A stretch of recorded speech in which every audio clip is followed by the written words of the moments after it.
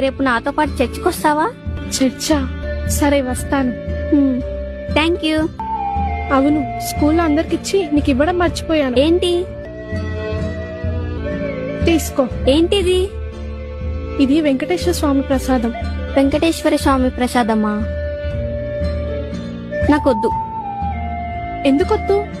మేము దేవుడిని నమ్ముకున్నాం. ఇది కూడా దేవుడి ప్రసాదమే. అయినా వద్దు. ఆయన దేవుడు కాదు, సైతాన్. నేను నీ మీదున్న గౌరవంతో రేపు చర్చికి రావడానికి సిద్ధపడ్డాను. కానీ జస్ట్ మా దేవుడి ప్రసాదం తినమంటే దేవుడు కాదు సైతాన్ అంటున్నాం. అంటే మీకు టేక్ రెస్పెక్టే కానీ గివ్ రెస్పెక్ట్ లేదా? నీతో పాటు మీ చర్చికి రావాలి, కానీ నాతో పాటు గుడికి రావు. కనీసం మా ప్రసాదం కూడా తినవు. మా దేవుణ్ణి పూజించకపోయినా పర్వాలేదు, ఈ ప్రసాదం తినకపోయినా పర్వాలేదు, కనీసం నన్ను బట్టి మా దేవుణ్ణి గౌరవించవచ్చు కదా. దీనినే పరమత సహనం అంటారు. అది నీకు లేదు.